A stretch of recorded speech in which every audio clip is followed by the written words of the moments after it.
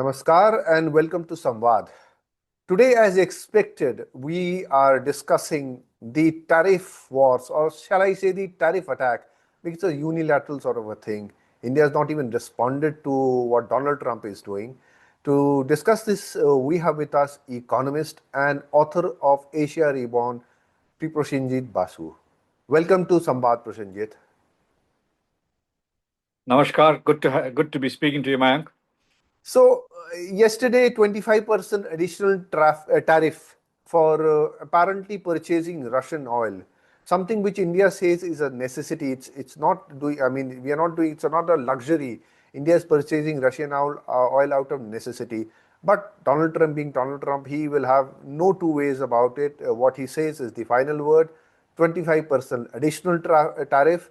And this morning, I see him again talking about secondary sanctions.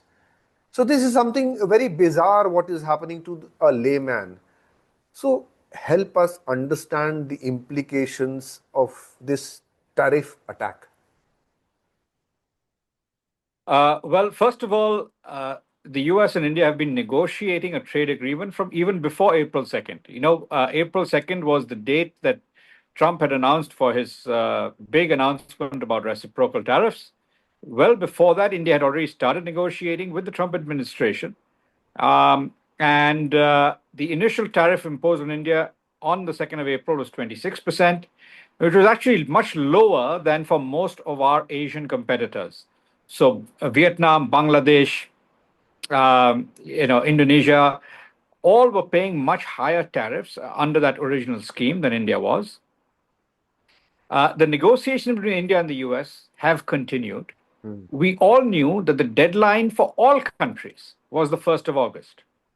Unfortunately, about 2 or 3 days before the August 1st deadline, we began to hear that the next meeting between India and the US is on the 25th of August.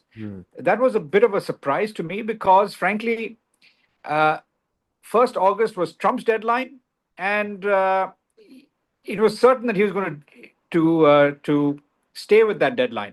Just before the deadline, Japan signed a deal with the US, agreeing to 15% tariffs on Japanese exports to the US, which is very advantageous to Japan because the existing arrangement, Trump had actually imposed a 25% tariff on all imports of cars and car parts from all over the world. That heavily affected Japan and Korea because Japan in particular has cars as its major export item to the US.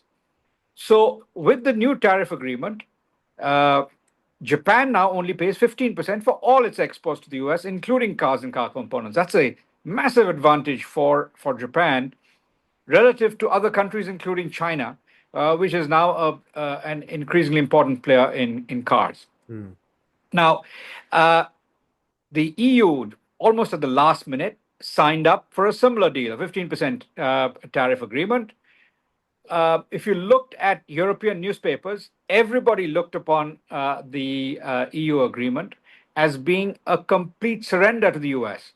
In fact, Germany was livid at the agreement, but the European Union is a difficult, a large organization with 28 members thinking of various different points. And van der Leyen, who really didn't have the full authority to do it, just went ahead and did it before the deadline. The UK has a bilateral trade deficit with the US, but it also agreed a deal with the US under which it will pay 10% tariffs on all its exports to the US. So soon after that, South Korea basically also signed up.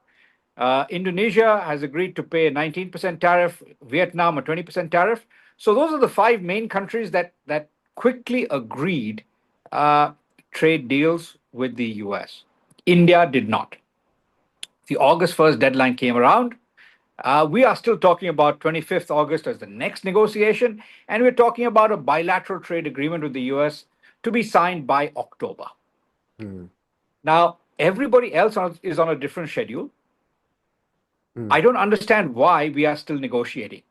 frankly speaking, we should have concluded a deal by the 1st of August. Trump noticed that we hadn't signed up, and he's gone ballistic. Unfortunately, Trump is a mercurial, uh, unpredictable figure. He's also extremely venal, as we see in his relationship with Pakistan. After all, Pakistan is well known to be the global hub of terrorism. 16 of the 20 9/11 terrorists were Pakistanis. So, that being the case, it is absurd that uh, the sponsor of the Pahalgam terrorist outrage in April, Asim Munir, so-called Field Marshal Asim Munir, was feted in the White House by Trump. Trump left the G20 summit in order to meet Asim Munir, the terrorist kingpin in in Washington D.C. This is a completely ludicrous situation. I think that we needed to call out this ridiculous position that Trump had taken, and he has done this for the simple reason that his family is being openly bribed by Pakistan. They are offering them effectively a $20 billion opportunity to this World Liberty Financial and their Bitcoin prototype, cryptocurrency arrangement, and cryptocurrencies in general are scams, and this is a larger scam than most. Pakistan is offering itself as a venue for this scam to proceed. So it is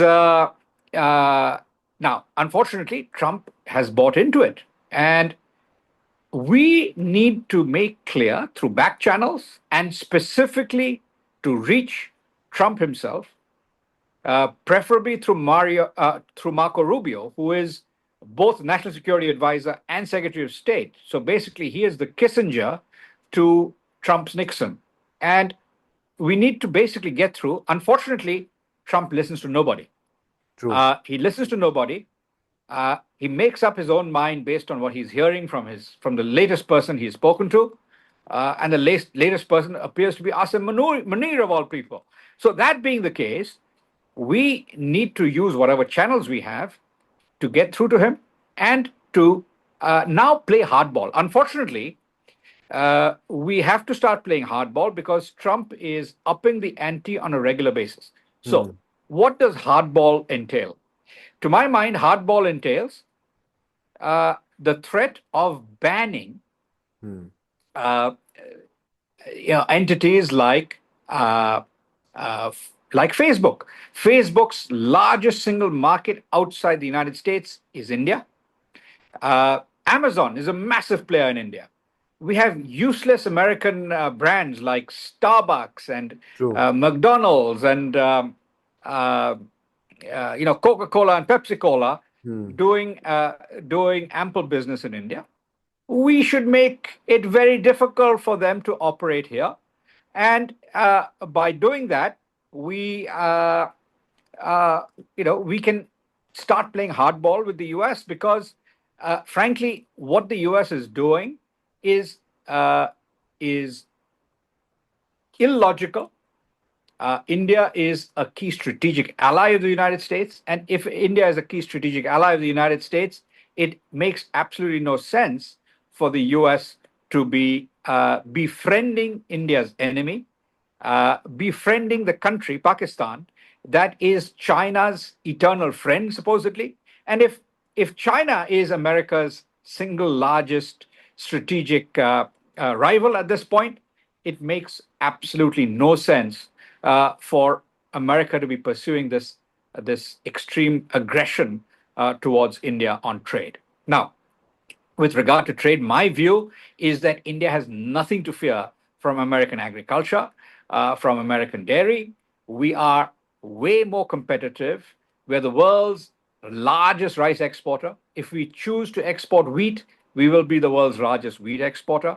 Our dairy products, we don't export them very much, but if we choose to, I think our dairy products will swamp the world because they are very, very competitive. I have nephews and nieces living outside India who just love coming to Delhi and going to Mother Dairy. The first thing they do is go to Mother Dairy and buy their really cheap products. Everything is so cheap and good. It's fresh, genuine stuff rather than this nonsense with all kinds of preservatives that you get in the US. So the point is that our dairy products are highly competitive, they are very cost effective, and should be able to compete. But a political decision has been made, partly because the failure of the farm laws. Now, if the farm laws had passed, then international trade in agriculture would have become settled by now. Unfortunately, getting agricultural reform, rational agricultural reform, is politically very difficult, and therefore, the Modi government, for national security reasons, because of the strategic importance of Punjab as a border state, chose to repeal the farm laws, which had been welcomed by most economists, by particularly the leading agricultural economists in the country, as a very positive thing. They were repealed. Now that they've been repealed, it becomes very difficult to open up agricultural trade, because agricultural trade is politically sensitive and is seen somehow in India as benefiting corporate interests rather than farmers. Basically, if we participate in international trade, farmers will get a better price for their product. But it is politically too difficult to do for us, and therefore we are taking the stance that we are not going to open our agricultural markets to international trade, and the US is unwilling to sign a deal with India without agriculture being included. Now, So it's how interesting is that this going Japan. to hurt India? How economically, how is this going to hurt India? Well, if you have a 25% tariff, it hurts India for the simple reason that all our competitors are paying lower tariffs. So, who is paying lower tariffs? Bangladesh, Vietnam, they're all going to be paying lower tariffs than us. So, in textiles, garments, processed food, toys, leather products, these are areas where India is potentially very, very competitive. And these are labor intensive sectors where, if we double or triple our exports, the number of jobs in that sector will increase dramatically. If you look at labor intensive manufacturing, the total number of jobs that we have had in that sector has been stagnant at about 13 million, 13 million for the last 20 years. That is because the entire labor intensive manufacturing complex is dominated first by China and increasingly in recent years by Vietnam. So, if we are paying a higher tariff, then the opportunity to grow that segment goes away for the entire 3.5 years of the Trump presidency that still remain. So, I think it'll be hurting us for the simple reason that we have a demographic dividend that is unfolding and has only about another 15, maximum 20 years left. China's demographic dividend ended in 2013. It lasted from 1980 to 2013. The demographic dividend is now over. India's demographic dividend still has another 15 years to run. So during that period, it's a finite period. During that finite period, one has to create as many jobs as possible so that the transformation of the economy is completed. You basically, throughout history, countries have moved from being agriculture driven to manufacturing and services driven. We have manufacturing and services growing, but services have been dominant. A lot of people have moved from agriculture to services. Very few have moved to manufacturing. The main reason being that our corporates adopt labor saving technologies in a labor abundant economy. We need to change that through the new labor laws that have been passed 4 years ago. Now, in addition, if we sign up to better trade deals with the likes of the United States, where we get a preferential tariff arrangement relative to China, we'll be able to massively expand our exports of textiles, garments, shoes, toys, etc. And that will help transform our economy, help move the number of people employed in labor-intensive manufacturing from 13 million to 30 million, say, over the next 3 years. And if that happens, then that advances India's own goals. Apart from that, Tim Cook, the CEO of Apple, said just this past week that all, pretty much all, almost all the iPhones sold in America in the last quarter were made in India. This is a remarkable transformation.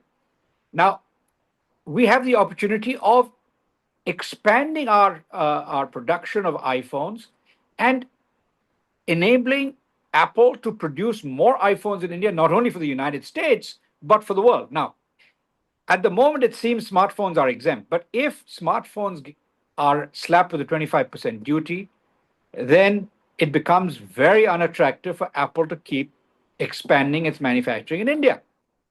So all of this is, are significant negative impacts that could occur. And so it is imperative that we either play hardball with the US and show them that we have a lot of arrows in our quiver that we could use. And we should do this quietly. We should not publicly start stating this, but we should quietly talk to the US about the potential of throwing out Facebook, Amazon, Starbucks, Coca-Cola, Pepsi-Cola, etc. from India. If the Americans want to play hardball, we can do that too. But cooperation with the United States is more to our advantage because they are a strategic partner in Quad, and therefore it makes sense for us to negotiate with them on a cooperative basis. Cooperation, Prasenjit, seems to have gone out of the window, thrown out of the window, I would say, by Donald Trump, because what he's looking at, the EU deal you were referring to, it looks more like a vassal state supplicating before a dominant state, because that is perhaps the position he wants. And Prime Minister Modi today, just today, I'm reading the headlines, he says that he is ready to pay a heavy price for shielding farmers. He has said that at an MS Swaminathan event, something to commemorate his memory. So he's already stated that. So lines are drawn up. So if you were the commerce minister, let us get into the hypothetical position, and given the politics involved in this, how would you proceed? Look, if you look at Japan, right? Japan has supposedly allowed the US to export rice to the Japanese market. Now, if you look at the cost of production of rice in Japan, it is about 7 times the cost of producing rice globally. So, in theory, it should be very easy for American rice now to basically swamp the Japanese market. Is it going to happen? Very, very unlikely. Japan has promised this many times over the years, but Japan finds other means, phytosanitary standards, it finds various other things to ensure that there is no flood of imports of rice from any country, leave alone the United States, into Japan. So what I think we should have already done is negotiated a deal that seems to be similar to what Japan does, allowing in US agriculture and dairy products. But first of all, we are more competitive than America in almost every agricultural product. Second, we also have other non-tariff barriers that can quietly be continuing to be imposed. So things like phytosanitary standards, etc., can continue to be imposed, including things like cultural norms that prevent certain things from coming in, etc. So those are things that you do quietly while seemingly agreeing to a deal. This is essentially what Japan is going to do. I guarantee you that Japan isn't going to see a flood of American rice. So the point is, you need to appease this egocentric, somewhat venal American president. He is the president for another 3.5 years. He was very positively disposed towards India. Now, with regard to Russian oil, Russia, if you look at Trump's position with regard to Russia, he was initially very pro-Russia in the Russia-Ukraine war. He was berating Zelensky and essentially bringing him to book. Now, also, if you look at someone like Tulsi Gabbard, who is basically head of the national intelligence system of the United States now, she is also relatively pro-Russia. So, if you look at her administration, Marco Rubio is solidly anti-China. So, they are all effectively predisposed to the Indian positions on most global issues, or so it seemed at the start. Now, something has happened over the last month and a half to flip Trump to becoming aggressively anti-Russia. But I don't think that's the end of the matter. With regard to Russia, if the US imposes a ban on all countries importing oil from Russia, it'll cause a massive spike in oil prices. That is not something that the Trump administration can afford, because the first thing that Trump did after being elected was to talk about bringing oil prices down. And for that, he basically sanctioned a massive increase in US oil production. He removed all the environmental limits on oil exploration, gas exploration, fracking, etc. So, as well as building the necessary pipelines and so on. And he worked out a deal with OPEC Plus to increase their production of oil. So, OPEC Plus, by the way, includes Russia. So, if Russian oil is removed from the market, Russia is the world's second largest producer and second largest exporter of oil under normal circumstances. So, if Russian oil is removed from the market, it will cause a massive spike in oil price, and the spike in oil price will basically result in a big increase in inflation in the US, which will be very negative for Trump politically. So I think this is a threat that ultimately is not very credible to me. Because is it a sort of a negotiating arm twisting tactics, because the next visit is supposedly on the 24th or 25th, by the time this 21 days deadline ends? So is this sort of a arm twisting also to get India on their terms, on his terms, I would say?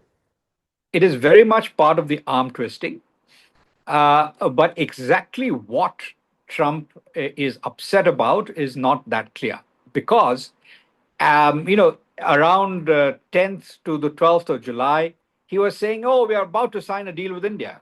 So it seemed that his negotiating team and the Indian team had come very close to an agreement, but somehow, at the in the subsequent 2 or 3 weeks, Trump saw the deal that was offered to the US, and he made an executive decision to reject what his negotiators had agreed to. Now, what it was that got his goat is not yet clear. It seems to be the fact that India is not going to allow agriculture and dairy imports is perhaps the deal breaker. But that has been known for a long time. I think what India should have done long ago is to quietly just sort of agree to whatever the deal, sign a rough agreement with the US, like Japan has done, and then use other methods to prevent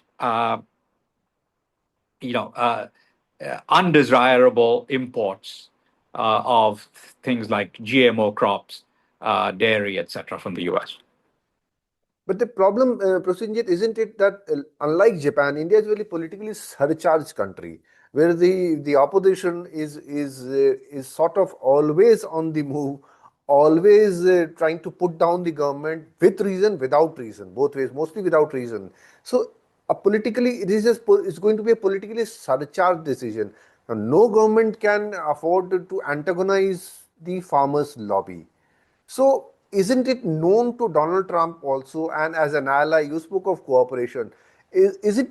Aren't there red lines for him also that this is a no-go area and we could basically bypass and build more relationship and then come to this aspect later rather than doing this bull in a China shop at the very outset? Well, I think there may be other factors here also. I think the United States, when the Trump Modi meeting happened in February, the United States offered the F-35 stealth fighter to India, and India said we will consider it. India seemed initially quite keen on it, but our own assessments, I think, have resulted in us deciding against going for that F-35 stealth bomber. Now, that may be another issue that is part of the bee in Trump's bonnet. But in addition, I think we need to point out to the Trump administration that Air India has the largest ever order still out for Boeing's planes.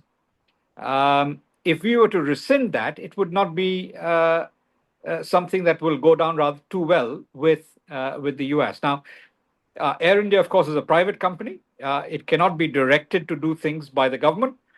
But perhaps we can, the government can given the golden share that the government still has, can strongly influence the decision. We can take delivery of the 3 or 4 planes that are due this year, and then say that the rest of the order is in abeyance until the United States comes to an agreement with India on other issues.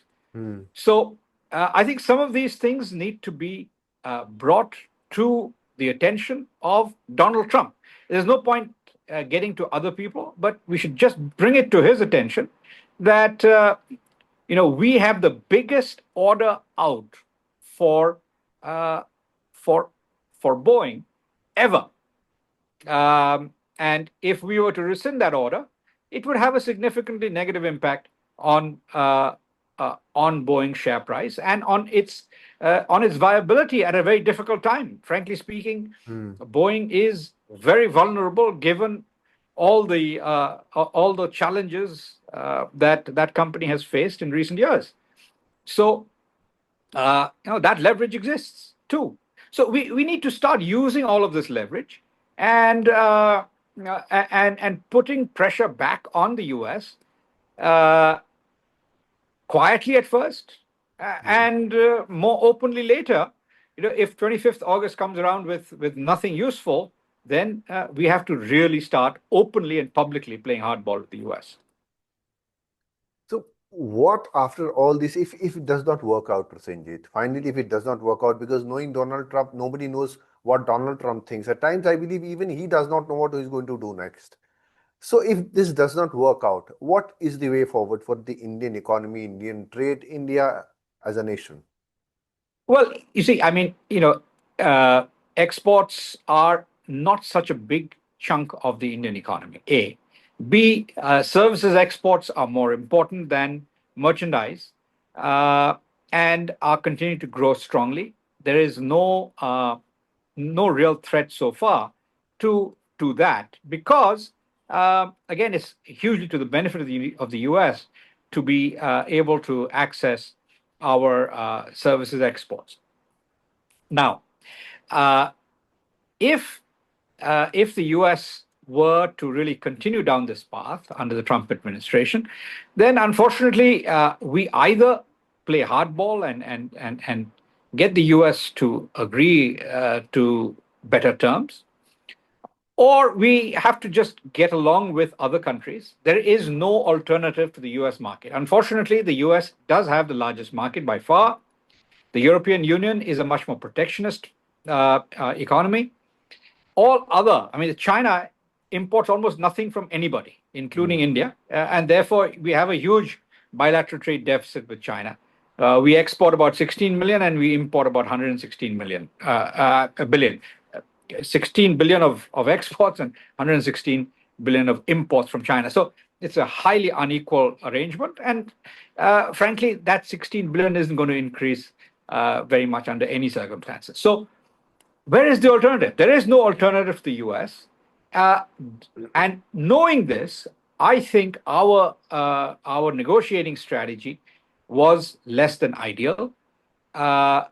When we started seeing Japan, EU, Korea, Indonesia, Philippines, Vietnam, all line up to come to agreement with the US, we should have at least signed some sort of interim arrangement with the US by 1st of August. Now that we haven't, things are going to get pretty ugly. If they improve at all, the next thing is that Trump is supposed to visit India as part of the Quad Summit next month. So it'll be interesting to see if he still comes. And, that is, we are part of Quad, we are part of the IPEF, we're supposedly allies. But clearly, Trump does not see us that way. And oil, F-35s are all there. Now, essentially, if you look at our imports of arms from Russia, we have steadily reduced them over time. So the share of our the share of our defense purchases that are domestic has increased steadily. So we are import substituting what we used to bring in from Russia over time. Russia is still our single largest supplier of defense equipment, and we need the Russian tie, particularly because our existing equipment, our existing inventory of defense equipment is heavily Russian. So we need spare parts and so on. We need maintenance. So we are not going to end that relationship overnight. I don't think we intend to end it completely ever, because Russia has been a faithful friend to us. But the fact also is that Russia is subservient to China in economic terms. It is, America is our natural ally, as Prime Minister Vajpayee said around 22 years ago, 24 years ago now. So he said this long ago, that we are natural allies, and I completely agree. We are natural allies. But there is something in the deep state that has had an impact on President Trump in recent times. We need to figure out what that is. Perhaps hire some really good lobbyists in Washington, D.C., that are people who basically know Trump personally. It's no point lobbying Marco Rubio, Tulsi Gabbard, Hegseth and others, because ultimately, however much they have a proclivity towards India, if their boss, the president, doesn't, then everything is out of the window. We are not going to be venal. We're not going to be corrupt. We're not going to start giving cheap deals to his sons and daughters and sons-in-law, etc. But short of that, we should be willing to use all types of lobbying to change his mind and to basically appeal to some logic. The logic is that we are the natural ally. Pakistan is the center of terrorism. China is the ultimate enemy. Pakistan is China's eternal friend. What is America doing? Isn't all this known to Donald Trump, Prasenjit? Yes, it is. It is perhaps known to him, but we should also know that the US military and the Pakistan military have a long-standing relationship going back to 1958. I think we should just understand that in 1959, Pakistan, the new Islamic Republic of Pakistan, was to hold its first ever election in 1959. But it did not. Instead, there was a coup. Now, the reason why there was a coup was that it became clear that in Sindh, GM Syed would win. In Balochistan, Ghaus Bakhsh Bizenjo would win. In East Pakistan, Maulana Bhashani and Sheikh Mujibur Rahman would win almost all the seats. And in NWFP, Ghafar Khan and his son Khan Abdul Wali Khan would win a clear majority. So all pro-India parties would be winning. And in Punjab, most likely, the communists were going to get a big chunk of the vote. The communists, by the way, were led at that time by Raj Babbar's father-in-law. Anyway, so they were going to win. So the point is that America acquiesced in the military coup of 1958. Pakistan then joined, actually, even before that, Pakistan had joined the Baghdad Pact. It then became CETO and CENTO, the two Cold War era military pacts. And the Pakistan military has had a deep relationship with the US military ever since. It is very likely that when we hit the Noor Khan Air Base, we probably hit American military personnel as well, inadvertently, because those are all secret. You see, in 1960, when the world discovered that America had a military base in Peshawar, when a U-2 spy plane was shot down over the Soviet Union with Gary Powers piloting it. And Gary Powers, when he was found by the Soviets, it was revealed from his papers that he was a CIA agent. He was flying a CIA plane from Peshawar in Pakistan. So this is the reason why partition happened, to create a Western military base in Pakistan.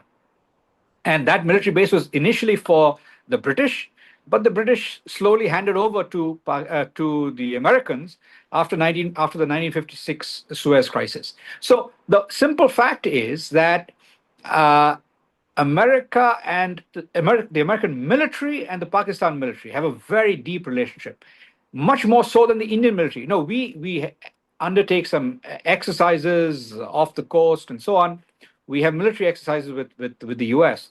But we don't have our senior military personnel being trained at West Point and various American military academies the way the Pakistanis do. So they have a long-standing, deep-seated relationship. Asim Munir has been trained in the US, so he has ties with American military officers. Prasenjit, I'll have to interrupt this because absolutely out of time now. We're running out of time, and I mean it's going to be a developing situation. I'll keep coming back to you because this is very interesting, very important for India, national security wise, economy wise. I'll keep coming back to you. And by the way, Asim Munir is going back to Washington in the next few days also. So I know. Yes, yes. So we look forward to it. I'll keep coming back to you. Thank you for sparing time for us. Thank you. Great talking to you, Mayank. Thank you.